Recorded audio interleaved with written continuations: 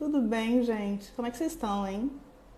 Os dias estão bons? Hoje a gente está, enfim, café digital, sempre uma vez por semana, num finzinho de tarde, a gente convida alguém bacana para tomar um café, trocar uma ideia. E hoje é com Lázaro Ramos, que já chegou aqui. Eu gosto de Lázaro, que ele é pontualíssimo. E eu já vou jogar o Lázaro para dentro dessa conversa. Tô te vendo, tô te vendo. Poxa, só faltou eu preparar o café, Letícia. Eu Ah, fiquei não tô olhando acreditando. Tô acreditando, gente. aqui, né? Não, e E dá aí, uma palpitação, essa coisa de vai entrar, não vai entrar? Será que funciona, não não, eu tô há funciona? 2 meses sem conseguir fazer live direito e essa é a primeira live em 2 meses que dá certo, minha. Então não vamos nem falar para não cair. Não, assim, de Tô uma muito vela emocionado. ontem, amor. Hoje é aniversário de Gilberto Gil, não tem como dar errado. É isso, é energia de Gil. Energia de Gil a gente segura e vai, sabe? Segura na mão de Gil e vai, a coisa funciona. Ah, mas eu preciso te falar que quando Ó, eu te eu tenho essa vejo. O camisa aqui para você, ó. que tá escrito aí? Só cultura expulsa. É, é Coisas isso. ruins das pessoas. Exatamente, Tá? exatamente, exatamente. Diz que Eis a a nossa culpa é do... pauta. Eis a nossa pauta. Por isso, a gente já vai entrar nela, mas é por isso, né? Tem Olha, uma gente que peraí, sabe antes, disso, né? desculpa, mas eu já vi que a Cristininha tá aqui, minha editora dos livros infantis. Dá beijo nela, pra eu não esquecer. Sabe quem tá aqui também? Que Quem? passou? Sossô Black, que fez Sossô medida também tá, que provisória fez medida provisória. e fez meu clipe, meus curtas, né? Tá aqui. Exatamente. Tá aqui. Veio Você falar sabe que nas. quando chegou a imagem da Sossô para fazer teste pro filme, foi do seu curta. Tô sabendo, tô sabendo. Tenho muito orgulho desse momento. Mas olha, é isso. Lázaro, eu te vejo, eu tenho duas sensações muito distintas. A primeira é que vai dar certo.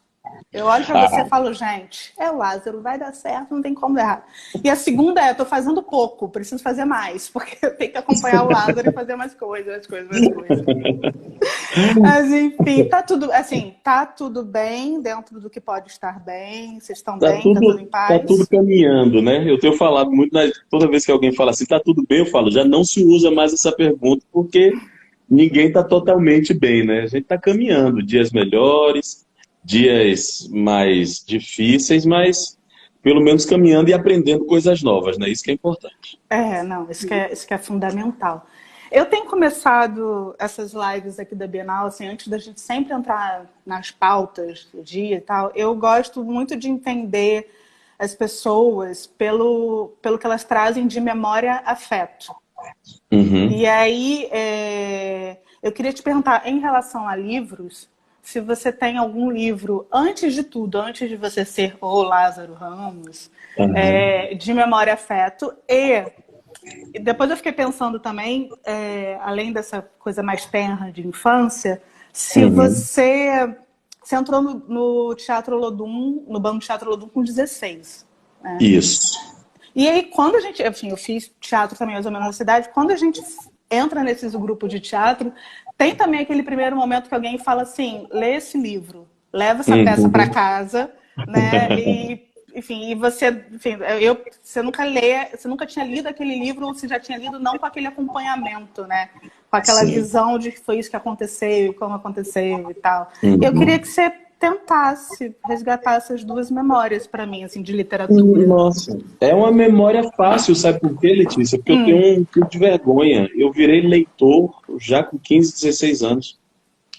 Quando eu era pequeno, eu não tive acesso à literatura infantil, tive muito pouco. Uhum. Assim, se você falasse o primeiro livro que você lembra, na verdade é a Barça. A verdade é essa, porque era patrimônio, né? Uhum. Família pobre, o pai poder comprar a Barça para ser o local de estudo, de pesquisa do seu filho. Eu tinha o Sim. maior carinho naquela Barça ali na estante e foi muito útil para mim. E eu acho que tem uma diferença grande da minha relação com literatura, porque mesmo com a Barça, os livros que a escola indicava, que se compravam, sei lá, Dom Casmurro, os livros que a escola passavam, eu entendia como uma obrigação e não como um prazer. Uhum. Então, é uma época, infelizmente, um pouco apagada da minha memória. Porque eu lia, às vezes lia mal lido, somente para dar a resposta que a escola pedia, rapidamente. Quando eu começo a fazer teatro, Quando eu Enfim, começo a fazer teatro, aí eu ontem. começo a ler os livros relacionados à profissão que eu sonhava em ter.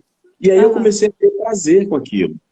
Aí eu lembro que depois dos livros, assim, Eugênio Kuznet, O Ator e o Método, eu lembro que meu pai tinha um Fernão Campelo Gaivota Eu tenho esse na livro aqui em casa. estante Tipo, dele. E aí foi o primeiro livro que eu peguei e que ninguém me mandou ler. Não foi ninguém do teatro, não foi a aham, escola. Eu peguei para ler esse livro e foi importantíssimo, porque a partir daí eu comecei a virar um leitor. entendi. É, mas é uma boa memória, Fernão Capel Gaivota. Gosto É, dele. pois é. É um bom presente. Mas você sabe, a minha família, eu tenho falado isso aqui nas lives, minha família é uma família de leitores, mas também uma família pobre. Né? Eu sou de São Aham, Gonçalo, periférica, enfim. É, não tinha tantos acessos a. Mas o meu avô tinha uma coisa muito curiosa, assim, porque o meu avô, ele lia, eu muito, por conta de, às vezes, tentar agradar o avô e tal, eu pegava uns uhum, livros que tinha na estante dele e que não eram para minha idade. Não era. Tipo, uns grandes clássicos, assim, a Odisseia, sabe? aham. É, Casa Grande Senzala. Sabe, tipo, as coisas assim que eu falava, vou ler, porque tá grosso, tá na estante do avô, eu vou ler. Mas a minha memória mesmo é muito do tipo. é, Turma da Mônica, sabe? Turma da Tipo, Mônica, os, sim. os gibis, assim, os almanaques de férias, essas coisas Aham. mais. Também não tenho. E É, na escola. você falando assim, agora eu lembrei, eu tive bem a fase da Turma da Mônica, agora eu tenho um trauma. Olha lá. Por quê? Olha Me o trauma. conte. Por quê? Porque eu lia muito Turma da Mônica, eu não lembro exatamente qual é a idade. Olha que coisa perversa que meu pai fez. Será que meu pai está aqui na live? Não sei. Se Não tiver, sei. você explica aí por que é que você fez isso, pai. Tá. Eu tinha a Turma da Mônica, e aí tinha aquele dinheirinho, eu comprava sempre. E eu inventei, Letícia, de guardar embaixo do colchão. Em algum momento, essas revistinhas molharam embaixo do colchão. Papel molhado Ah, tapado pelo colchão, dá o quê? Mofo. mofo. Só que meu pai mandava eu tirar de lá e eu insistia que o lugar de guardar as minhas revistinhas era embaixo do colchão. Sendo que tinha estante, tinha outro lugar. Até que um dia eu voltei para casa, não tinha mais nenhuma revistinha. Ah, mas era por causa da sua saúde, enfim. Seu pai fez Era isso porque, por causa da minha né? saúde, Não mas é ele precisa me isso. explicar ainda isso. Eu vou ter essa DR com ele assim que acabar a live. Nossa, não queria Porque eu causar lembrei isso, dessa história desculpa. agora. Desculpa, não queria causar isso. Olha, mas você, eu tenho certeza, assim, que você, como autor, você já faz parte da memória afeto de muitas pessoas.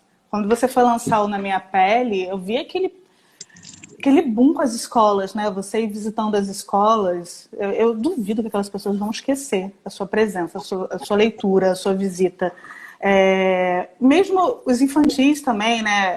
Os que viraram peça ou não, sabe? Eu te Uhum. leio, mesmo lendo o caderno de rimas da Maria ou do João, assim, você está ali falando de muita coisa, né? Você não está fazendo brincadeira de criança. Na Maria você fala lindamente sobre sororidade, sobre Uhum. empoderamento feminino, né? Uhum. E eu fico pensando nessa relação de memória e afeto, assim, se hoje que você já está... Quantos livros são o total, Lázaro? São 6. E 6. agora na pandemia espero conseguir terminar 2, mas não sei se vai rolar. Acho uma boa meta. Não, basicamente 8 livros. E aí você está no processo de escrita. Você escreve, passando por tudo que você já passou com a história desses livros, assim, você já escreve pensando nessa responsabilidade da memória afeto, assim, de impactar as pessoas? Eu não sei fazer de outro jeito. Eu não me. Assim, apesar. Olha que loucura que eu vou te dizer, mas é o que faz sentido para mim. Apesar de eu escrever muito e cada dia mais e ter publicado tantos livros, eu ainda não considero o título escritor como uma profissão exatamente. O que eu acho bom, porque eu só Uhum. escrevo quando faz sentido. E geralmente faz sentido quando é para provocar algo afetivamente para quem for ler. É essa a meta totalmente. Acho que tem uma diferença, assim, os primeiros livros que eu escrevi, o primeiro, na verdade, os dois primeiros, o Paparutas e A Velha Sentada. Eu escrevi para a criança que eu fui, para falar sobre assuntos que eu não tive acesso na minha infância. Os outros infantis eu escrevo para os adultos que eu quero que meus filhos sejam. Entendi. Então, é meio plantando umas sementes. Sempre tem a Uhum. intenção de plantar alguma semente e que passa pelo afeto. E que passa por, inclusive, trazer assuntos que nem sempre estão na literatura infantil.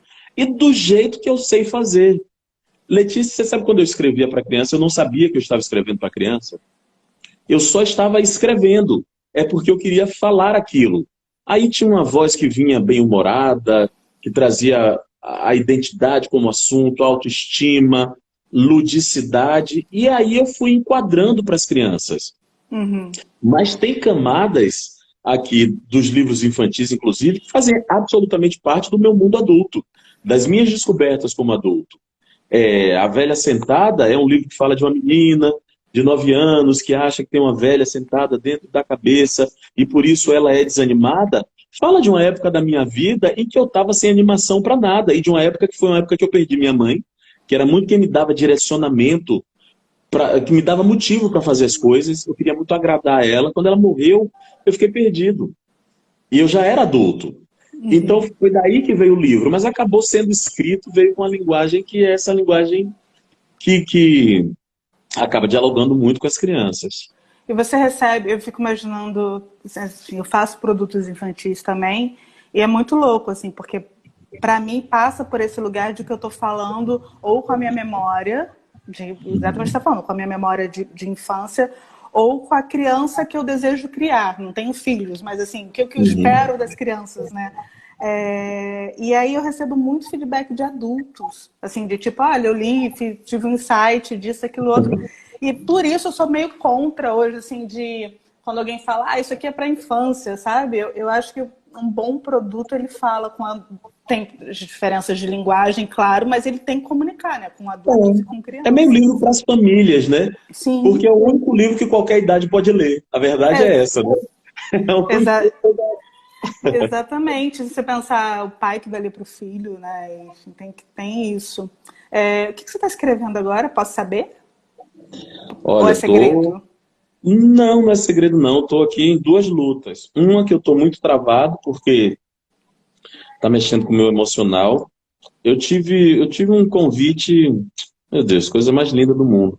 Dona Ruth de Souza, ela foi convidada para escrever a biografia dela, mais uma, ela já tem 4. Uhum. E ela falou que ela queria que eu escrevesse.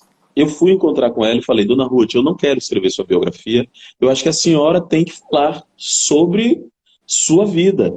Vamos fazer uma coisa? Eu vou ser seu ghostwriter. Eu assino como pesquisa, Uhum. e a senhora me conta e eu escrevo, a senhora diz se gostou ou se não gostou.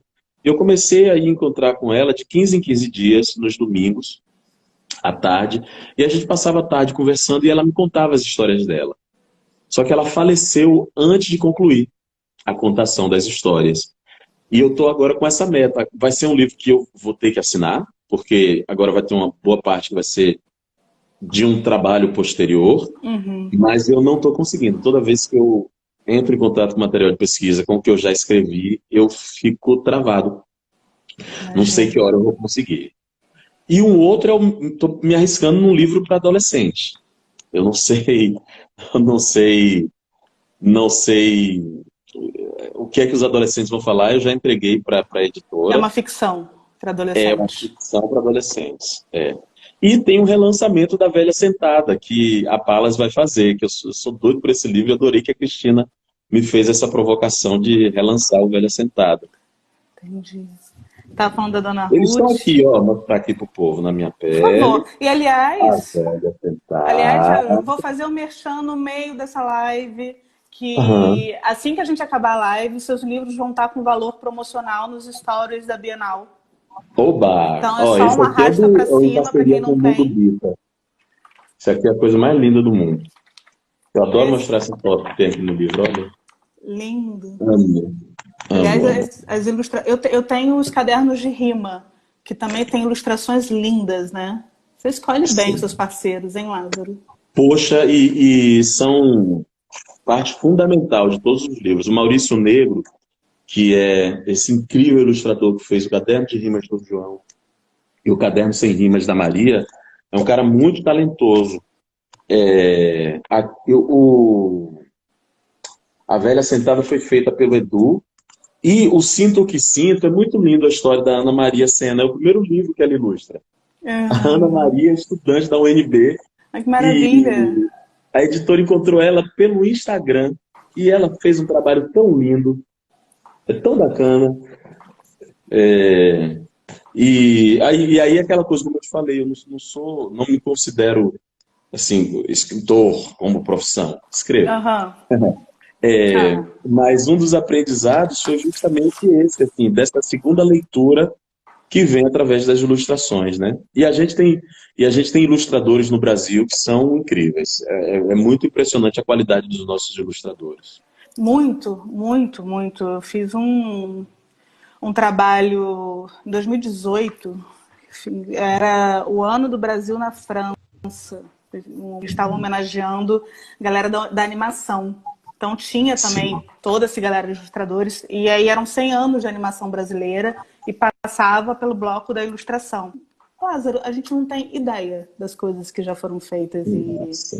é muito incrível. É para dar muito orgulho desse país, sabe? Tipo, é muito, É. pelo menos nesse aspecto.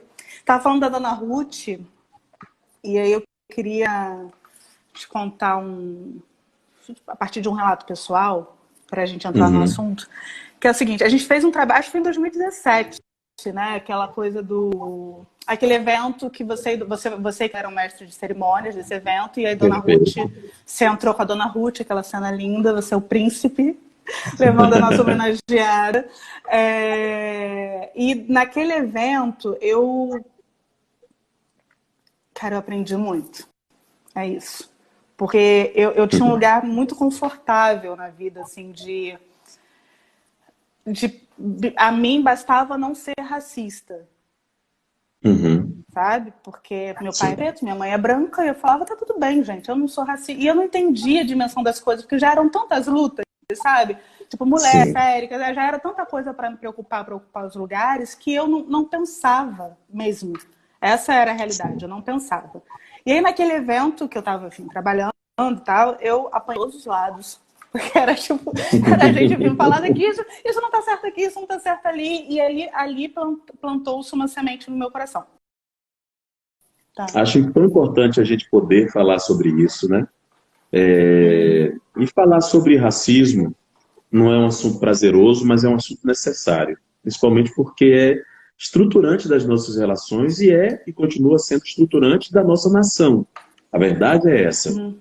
A Uhum. gente ainda não se livrou de vários costumes do Brasil colônia. Ainda está Uhum. aqui na maneira que a gente lida com quem trabalha com serviços para nós. Ainda está na maneira com que a gente olha e predetermina o lugar das pessoas na sociedade. E eu acho que a Uhum. literatura ela tem trazido luz e de uma forma brilhante, através de tantos nomes. Eu poderia fazer uma live inteira só falando sobre Conceição Evaristo, sobre Ana Maria Gonçalves, sobre Maya Angelou, sobre Machado de Assis, né? Vamos falar aqui dele que também tá, sobre Lima Barreto, Elisa Lucinda, Tio Sam, falando de literatura Uhum. infantil, Ney Lopes, é tanta gente. Teresa Cárdenas, que não é brasileira, mas é uma grande autora cubana que tem livros incríveis. Hoje em dia, se você for uma pessoa atenta, você encontra um material farto. Silvio Almeida, que todo mundo está falando agora essa semana, mas que é um grande autor e que já está aí há um certo tempo, né, e muita gente ainda não conhecia. E é importante falar que é literatura de alta qualidade. A gente tá nesse momento parado. Eu vou te falar assim, com a minha sensação, assim, de que a gente, antes da quarentena aparecer, eu acho que era mais fácil a gente perceber a cultura em momentos de lazer, né? Tipo, Certo. vou descansar meu final de semana, férias e tal, e aí você tem esse entendimento de cultura num lugar muito mais, né, que acontece pontualmente na sua vida. Me parece, pelo boom de serviços streamings e tal, que as pessoas estão entendendo que a cultura é algo do dia a dia, né? Que a Uhum. gente diz. E aí a primeira pergunta que eu queria trocar contigo, assim, a gente deve agradecer a cultura da mesma forma que a gente agradece o alimento? Mas perfeita a frase, né? Cultura é alimento mesmo, né? A gente se alimenta de Você me várias ouviu? formas. A gente se Tô te alimenta de ouvindo. várias formas, né? E a Estou cultura indo. é um alimento, mesmo. A gente vê quanto de trabalho de saúde mental está sendo possível por causa de produções culturais, né? Tem sido dias muito duros e eu vejo as pessoas comentando em redes sociais, já virou um parâmetro para isso, como algumas manifestações culturais, das mais simples, da live mais improvisada de uma pessoa só na frente da live falando ou cantando a capela, até lives super produzidas. E as pessoas têm se sentido bem. Inclusive, nesse momento, também a cultura tem servido para informar, né? Olha quanto sobre higiene várias pessoas estão se propondo a informar sobre os novos hábitos que a gente vai ter que adquirir. E até mesmo para conscientizar. E até mesmo não, e fundamentalmente para conscientizar. A gente vê que nesse momento, mesmo todo mundo quarentenado com o vírus, que se torna um assunto prioritário, a gente está em processo de conscientização. E a Uhum. cultura tem trazido isso também. Acho que é um legado, se é que há algo de positivo a se tirar desse momento, mas isso pode ser um legado positivo que esse momento nos trará, que é do nosso resgate da nossa relação com a cultura. Eu acho que agora tá perfeito. Eu estou te ouvindo perfeitamente. Mas a gente estava falando sobre isso, né? Sobre a coisa da.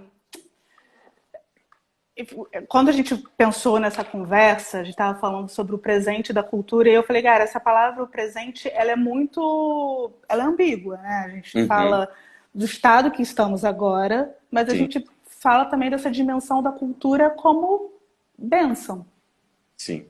né? E Por a isso que cultura eu. é bênção, né? É muito. Poxa, Augusto Boal estava certíssimo. Augusto Boal estava certíssimo. Como a gente se permitir entrar em contato com qualquer manifestação artístico-cultural nos faz bem, só nos melhora, só nos completa, só nos traz Uhum. saúde. Mesmo quando é uma arte contestadora, que nos revela algo, às vezes, sobre nós mesmos, né? Esse é o presente da cultura. E, inclusive, um presente que há pouquíssimo tempo que começou a ser colocado em xeque por uma questão ideológica, né? Que é preciso falar sobre isso, e que aí Uhum. acaba criando uma nuvem sobre qual é o sentido da cultura, da arte, da produção cultural e das manifestações culturais e artísticas. E eu gosto muito de falar sobre isso, né? Porque às vezes tem pessoas que colocam a arte e as manifestações artísticas num pedestal nobre, superior, diferenciado, que pertence a poucos. Quando não. Quando, na verdade, está na nossa vida, em todos os lugares, e feito das mais diversas maneiras. E é o que eu acho lindo, justamente, ser tão múltipla, né? Eu Uhum. estava vendo, eu recebi um vídeo hoje de uma live organizada por um cantor de Itacaré, ele e um violão, e eu achei tão lindo ele naquele lugar, que era um jardim da casa dele, ou de algum hotel que Uhum. alguém emprestou, provavelmente. A Itacaré tem muitas pousadas, né? E as Sim. coisas que ele falava tinham identidade daquele lugar. As músicas que ele cantava eram tão reveladoras de outros sentimentos, outra maneira de ver o romantismo. E foi tão lindo eu ver aquilo. E, de repente, eu estava aqui em casa e peguei um livro do James Baldwin para tentar começar a ler. Eu estou tendo muita dificuldade para ler Eu livros também. maiores, porque como eu não estou conseguindo ler todo dia, eu estou tentando fugir da sensação de saudade que eu tenho do livro. Então, eu estou lendo livros curtos para acabar rápido e aí poder começar um outro. Mas É hoje uma eu boa. Eu resolvi. não passei para essa tática ainda. Acho boa. Acho Não, posso boa. te dizer, foi o único jeito, porque eu estou cheio de livro grande que eu não consigo engrenar. Mas hoje eu peguei o do James Baldwin para tentar começar a ler. Uhum. E como era tão diferente e como era tão importante todas as duas manifestações artísticas. Acho que a gente tem que falar muito sobre isso, sobre esse presente que é a cultura, porque como a gente está num momento que é um momento de reflexão também, eu convoco as pessoas mesmo a refletirem sobre isso. Esse presente que é a possibilidade da gente ter arte em nossas vidas. Assim, a gente poderia ficar falando aqui horas sobre o que as políticas públicas devem fazer, e, enfim, vários caminhos que a gente sabe que são possíveis e que não estão sendo realizados agora. Mas o que eu posso fazer? eu como consumidora de cultura, né? O que que nós, como consumidores de cultura, o que que a gente pode fazer para ajudar a classe artística e para entender, talvez num futuro muito próximo ou num presente, que Uhum. quando alguém está tentando destruir uma manifestação cultural, destruir alguma vertente da cultura, ela na verdade está atingindo a gente mesmo, né? Ela está querendo tirar a nossa identidade. Acho que no início a gente fez 3 blocos de lives, está basicamente um programa, um comercial. Eu acho que foi no primeiro bloco dessa live, antes dos comerciais, você estava falando, você mostrou a camisa, né? E você falou um pouco sobre o que diz respeito, que a cultura diz respeito a gente, né? O modo como a gente respira, a gente vive e tal. Uhum. Como é que a gente passa a ter esse entendimento como consumidor? E que discurso, eu sei que a gente não combinou essa pergunta, mas eu estou pensando e falando. Uhum. Você acha que quem defende a cultura tem que ter? Porque a gente escuta esse discurso da classe artística. O que você espera de quem consome arte, Lais? Ó, não tem como eu responder isso sem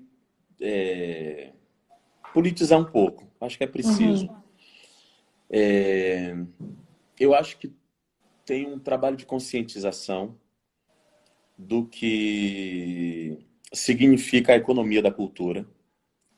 Acho importante a gente falar sobre isso. Primeiro, que nem todos os artistas são os artistas contratados da Globo com um bom salário. A grande Sim. massa de artistas no nosso país são trabalhadores que às vezes têm um sustento para aquele mês. Se acaba a peça, no mês seguinte já não tem o seu sustento. Uhum. Isso é um dado que é importante de conscientização. Segundo dado é pensar na importância da economia da cultura. Como ela movimenta uma cidade, como ela movimenta a economia de uma cidade. E não estou falando apenas de um grande evento literário, de um grande show que teve num grande teatro, Uhum. num grande espetáculo musical de teatro. Eu estou falando de todas as manifestações culturais e que passam pelo sustento e pela movimentação financeira de uma cadeia que é gigantesca. Essa cadeia passa pelo alimento que chega no barzinho do teatro, a bebida que foi vendida no show, o motorista que está transportando as pessoas, o táxi que vai ser utilizado para levar as pessoas, o transporte público, o ônibus também, ou o metrô, a costureira Uhum. que também faz aqueles figurinos. Então é toda uma cadeia que, se bem aproveitada, transforma uma cidade, um estado, um país numa grande potência. Temos exemplos aí, falando do mais bem-sucedido, inclusive aquele que inclusive sufoca muitas vezes a economia da cultura local, que é o mercado americano. Eu acho que essa consciência, esse discurso, a gente precisa falar. Precisamos falar também, Letícia, dessa importância que tem a cultura enquanto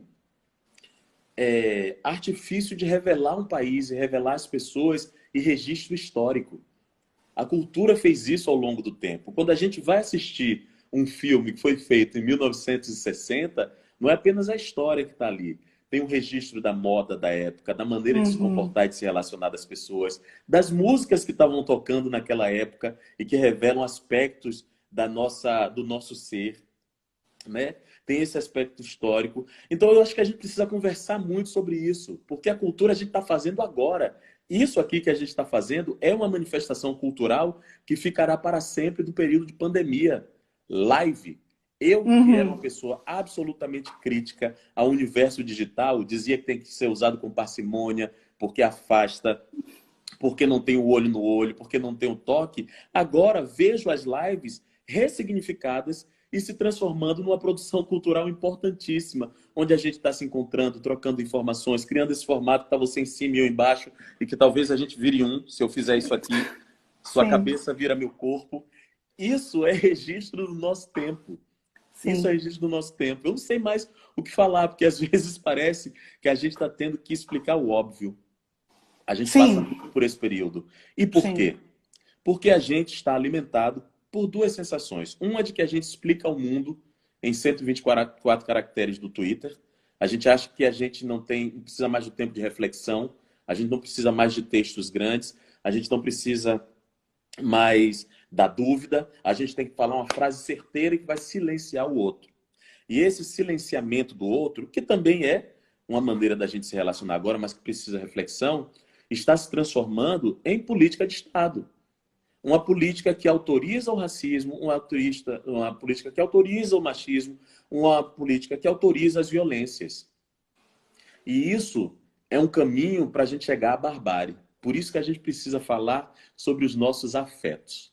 A consciência de que a gente afeta os outros com os nossos atos e de que a gente é afetado por tudo que o outro faz. E aí a gente vai voltar a se relacionar. E não ficar discursando, falando, se achando dono da verdade, só esperando que o outro cale a boca. É isso. Não, é isso. Não, e é isso que você falou, né? Porque não que se deva atacar um artista que trabalha na indústria X, ou, sabe, na empresa X ou na empresa Y, não é nem esse mérito, mas as pessoas talvez não tenham consciência do tamanho dessa cadeia produtiva, né? O quanto ela gera emprego, o quanto ela... E mais do que tudo, né? O quanto ela registra a história desse país. No país em que você não pode confiar nos livros de história, o que a gente tem é o nosso cinema, a nossa música, o nosso teatro para contar, né? Os registros de uma época. E aí é isso, assim, você falou em um momento assim, eu tô cansado, né? Porque ficar repetindo óbvio, repetindo óbvio, repetindo óbvio. E aí agora falando desse presente um pouco no viés dos realizadores, o que você acha que a gente pode fazer para não... Eu sei que se você tiver essa fórmula vai valer $1 milhão hoje, assim, mas assim... mas vai que eu tenho, pergunta aí. Vai que você tem, vai que você tem. Mas como é que a gente faz para se blindar disso tudo? Porque às vezes cansa, sabe? Tipo, é isso que você está falando, é ficar repetindo óbvio o tempo inteiro e Não há como cansa. se blindar, Letícia. É tempo de luta. Não há como se blindar, infelizmente. E nós temos uma função importantíssima, porque a gente pode propor um novo modelo de relacionamento da nossa sociedade. Infelizmente, a gente não tem como ficar imune. Esse não é o momento disso. Acho que é o momento, assim, da gente cuidar da nossa saúde mental. Isso é importante para seguir. Vai ter dia que você não vai falar nada, você vai ouvir uma música boa que vai te fazer bem. E você não vai ler nada. Mas vai ter dia que você vai pensar no seu clique responsável. O que é que você vai postar? Como é que você vai falar? Eu estou falando mesmo, tentando agregar, ou eu estou só vomitando uma verdade que não vai trazer transformação? É o nosso tempo, é o nosso momento. Não tem outro caminho. É uma pena ter que dizer isso, porque eu, por exemplo, adoraria, Letícia, sentar em todas as benesses que a minha profissão me deu, muitas, graças a Deus. Letícia, eu tenho um carinho das pessoas que é muito emocionante. As pessoas me escutam. É mesmo. As pessoas gostam de me ver fazendo comédia. As pessoas gostam de me ver sendo mais ativista nos meus trabalhos e falando de coisas que são escape. E esse lugar do escape é um lugar de segurança que eu poderia me sentar aqui e ficar recebendo os meus cachês e não falar em nada disso, e não conversar sobre essas coisas e ser somente um artista, mas não dá. Hoje, estamos passando por um período de uma nova alfabetização e uma sensação que eu tenho é de que as ideias antigas morreram, Letícia. E a gente está no momento de criar novas ideias de funcionamento do mundo. E eu acho que nós, comunicadores, artistas, escritores, temos uma função de mobilizar essa sociedade. Então a gente não pode se furtar a essa função. Não estou ditando aqui uma linguagem, porque também acho um horror isso de ter, sabe, um ISO 9000 da militância ou do ativismo. Sei. Tem um jeito certo que você vai fazer, vai falar e a sua postagem. Eu acho que a gente também pode se respeitar, entender qual é a nossa linguagem. Isso é importante, né? Porque isso também traz saúde. Já vi muita gente enlouquecer e adoecer porque estava tentando corresponder a uma expectativa que a sociedade impunha para ela e aí acaba definhando. Então a gente também pode se respeitar e falar da nossa maneira. Mas o silêncio não é uma opção agora. Maria. Tipo, fazer o quê? Fazer o quê? Fazer o quê? O mundo tá leve, tem pouca coisa acontecendo, e você fala, socorro.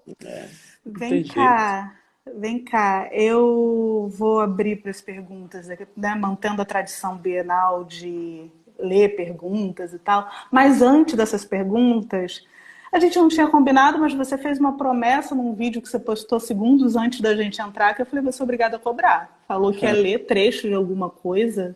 Ler trecho de alguma coisa? Você falou, Eu você falei fez isso. esse vídeo, Lázaro. Eu não estava planejado para isso, mas você falou, a gente vai ler coisas. E daqui, Então então deixa o pessoal leia. fazer a pergunta, que aí eu termino lendo um trecho do Na Minha Pele, que é um Tá, texto que nem é meu, que é da Wanda Machado e eu adoro. Vou deixar marcadinho tá. aqui. Deixa eu ler aqui. Arroba Baby Class Ballet. O que você acha... Ah, boa isso. O que você acha de campanha de financiamento coletivo para publicação independente? Acho que ela está falando de livros, né? Campanha de financiamento coletivo? É. Ela falou de livros, mas acho que serve Eu- para... Tudo que é coletivo eu gosto. É meio Eu acho isso, que, né? inclusive, a questão da gente é que a gente ficou por demais individualista. Não estou falando que a gente tem que se sentir um super-herói e ser somente uma pessoa que dá, que dá, que dá, que dá. Mas eu estou falando que o senso coletivo de convivência é o que eu acho que vai salvar a nossa próxima década, né? A consciência de que fazemos parte do coletivo. E financeiramente falando, eu acho que é um ótimo formato, porque todo mundo acaba se sentindo coautor ou dono dessa obra também, e incentivando, estimulando e fazendo parte. A pessoa que participa e doa para um financiamento coletivo tem várias outras ideias por trás, inclusive a consciência de que a sua ação faz diferença, né? Às vezes eu É. vejo que tem uma galera que está pedindo assim R$ 5 para conseguir chegar a uma meta que às vezes é de um valor muito baixo, mas essa sensação de pertencimento e que passa pelo financeiro também, e que Uhum. passa por você dizer assim, eu acho que essa ideia vale a pena ser propagada e vou contribuir com R$ 5 para que esse livro seja publicado, eu acho que é lindo. E se a gente for filosofar aqui, a gente vai para todos os outros sentidos, né? A gente vai para o sentido macro que a gente está vivendo agora, onde todas as nossas ações responsáveis podem significar a vida ou a morte de alguém, a Sim. nossa, de alguém que está mais perto. Eu estou morto de saudade das pessoas mais velhas da minha família. Não posso chegar perto, não posso abraçar, não posso ir lá. Mas é uma ação responsável agora que é pensando num coletivo. Sim. Sim. Não, e eu gosto da coisa do coletivo, que em geral você tem recompensas que são extra aquele produto. E eu Aham. acho isso um carinho tão bonito, porque às vezes é uma coisa boba, né? A pessoa, eu vou entregar pessoalmente o livro na sua casa. Eu já acho isso o máximo, eu tenho vontade de dar mais dinheiro. Assim, eu li esses dias uma frase que você falou do coletivo, uma frase que falava que a maior ficção, como é? A maior ficção que a humanidade já inventou foi o individualismo. Uau! Não me Nossa, pergunte de quem é, eu sou péssima com essa coisa de pois autores, é. mas eu li num artigo e fiquei com a frase. Então eu vou aqui roubar a frase do Krenak, do livro dele, que ele leu do Mujica. Eu postei ontem essa frase, já que você tá citando. Eu tenho como dar autor e eu tenho tudo aqui, eu tô Não, completo. é outra categoria, é outra categoria. Categoria, eu tô vim preparado. Deixa eu ver, se eu achar, né? Posso passar vergonha agora de não achar. Eu tirei foto. É maravilhoso que Ideias para Adiar o Fim do Mundo, do Krenak. Livro bom, hein, gente? É um Não fininho, percam. não é? É um Tipo, fininho, é um dos bons para quarentena. Ah, que pena, não achei aqui. Eu não achei. Bom, se eu achar daqui pro fim, eu leio também. Pronto, tá mais uma bom. leitura. Tá bom, ó, arroba Inara Matos 29. O que te motiva a escrever? O que me motiva a escrever? Um mundo das novas ideias. É... Ou na minha se sintam acolhidas nas suas dúvidas e para que as pessoas, mesmo as que têm incômodo ao falar de racismo, consigam ler esse livro e se sentirem motivadas a fazerem parte da solução, mesmo porque Uhum. fazem parte do problema também, né? Sim. Então, são livros muito estratégicos, muito numa tentativa de construção de um novo mundo. Como eu te disse, essa não é a minha profissão. Eu não escrevo porque eu vou ganhar determinada quantia e etc. Eu escrevo porque eu quero passar essas ideias para vocês para tentar contribuir nas transformações. Uso de estratégia. Faço sempre para entreter, mesmo porque tenho consciência do poder do entretenimento. Mas é totalmente intencional, é totalmente para transformar, é totalmente para fazer as pessoas reverem as ideias, Não é descompromissado, não. Se alguém quer livro descompromissado, não lê os meus. Boa. Boa. Se alguém quer andar descompromissado, não olhe para Lázaro Ramos. É meio isso, assim. Tipo, não é isso que Lázaro provoca. Acho que é Beth Valadão, é isso. Será que tem essa resposta? O que você aprendeu durante a quarentena? Nada. Não aprendi nada. Não estou conseguindo fazer essa reflexão. Não sei se vou aprender alguma coisa. Acho que a única coisa que eu posso dizer assim é da relação com meus filhos. Eu tenho me policiado muito mais e entendido como o meu estado de espírito afeta o deles. E isso é uma grande responsabilidade, né? Tem dias que eu estou de muito mau humor e eu vejo que a casa fica totalmente desestabilizada. E essa consciência, por mais que eu já soubesse isso racionalmente, perceber isso desestrutura bastante. Vou te dizer, porque aí você fica responsável por não ser tão... Ai, eu ia dizer imaturo, eu ia dizer... Não é imaturo, né? Mas é o papel que eu tenho na vida dessas crianças, sabe? Não dá para abrir mão. É isso mesmo. Faz parte do nosso papel de pai e mãe, por mais difícil que seja. Então, tentar me policiar para o ambiente que eu estabeleço na minha casa é um aprendizado. Agora, me preocupo muito de não ficar mais sabido depois desse momento que o universo nos deu para a gente aprender coisas, né? Talvez Sim. 5 meses depois do confinamento, a gente pode conversar sobre isso, talvez eu tenha uma resposta. Tá, então, era Beth Valadão. Daqui a 5 meses, Lázaro promete a A resposta. gente... Não, mas eu não consigo nem dimensionar como é que é ter. Eu tô quarentenada sozinha. Tô em Nossa. casa sozinha. E tem dias que isso é péssimo e tem dias que isso é bom. Oscilo, não tem uma. Mas são 102 dias sem apertar uma mão, assim, sem, tipo, Nossa. sabe? Assim, é meio punk. E minha vida tá ótima, eu tô descobrindo vários privilégios que eu nem sabia que eu tinha. Não sabia mesmo, assim, não me tocava dos meus privilégios, desses privilégios. E aqui são dias de surto, dias de glória, sabe? Eu não consigo nem imaginar como é que é você estar com crianças por perto e ter essa responsabilidade, assim, de ficar bem, né? Tem. Não consigo. Admiro você e todas as outras mães e pais que estão nessa situação, porque deve ser bem punk, bem punk. Bem. Enfim. Chegamos ao fim, cara, essa leitura. Tipo, Chegamos ao fim. chegamos ao fim. Batemos 1 hora e aí não vai derrubar porque a gente tá no terceiro bloco, tá tudo certo. Mas foi o que combinamos, então queria sua leitura, Tá por bem. favor. Eu vou ler aqui um trecho que está na minha pele, mas é um trecho da Wanda Machado, que é Bome do Terreiro Ilhéu Pofonjá e educadora também. Ela me contou uma história. Ela fala que entre o Orum, que é um mundo espiritual, e o Aie, que é um mundo material, existia um espelho. E tudo que aparecia no Orum materializava-se no Aie. Ou seja, o mundo espiritual refletia exatamente o mundo material e não havia a menor dúvida de que cada acontecimento constituía uma verdade absoluta. Portanto, todo cuidado era pouco para não quebrar o espelho da verdade que ficava justamente entre os dois mundos.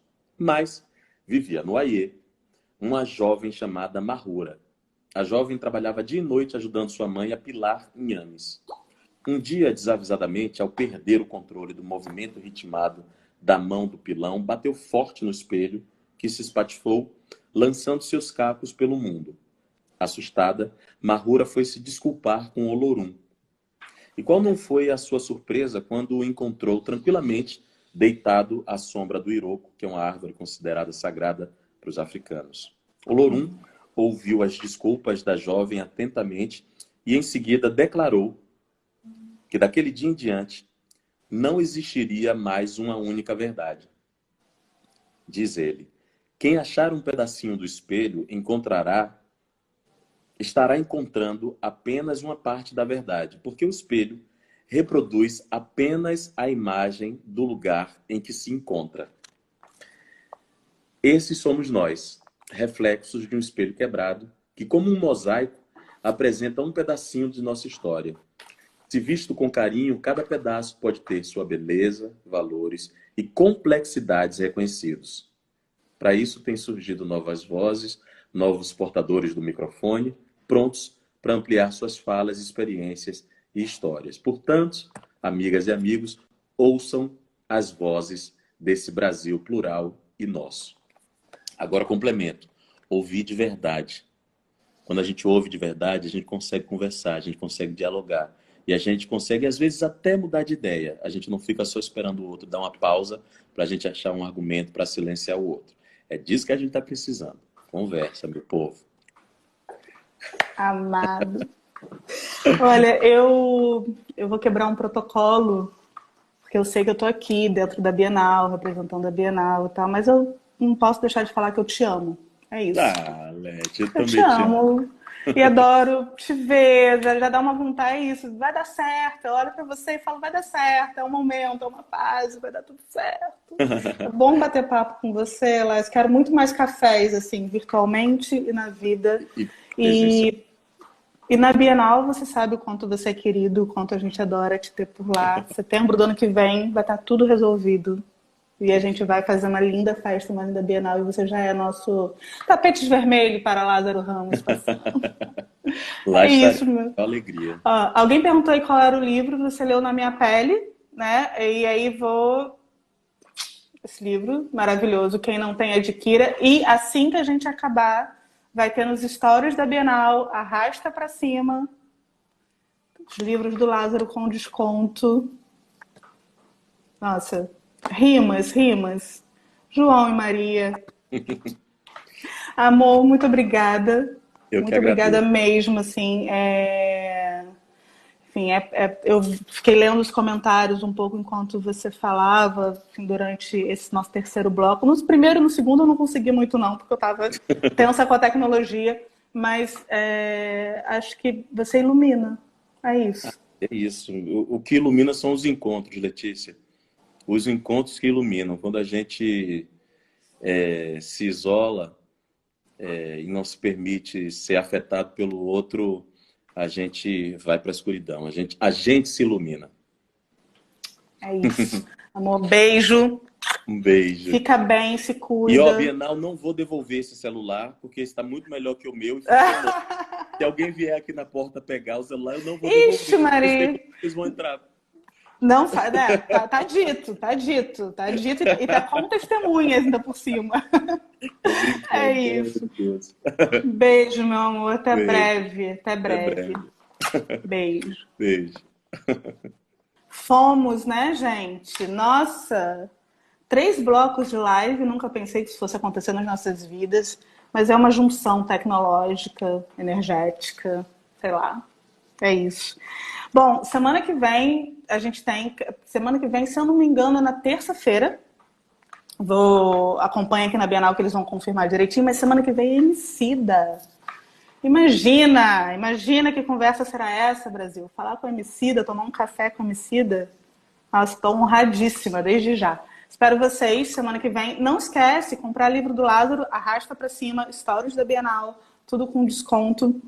E é isso. Até o nosso próximo café da semana que vem. Foi uma delícia. Beijos!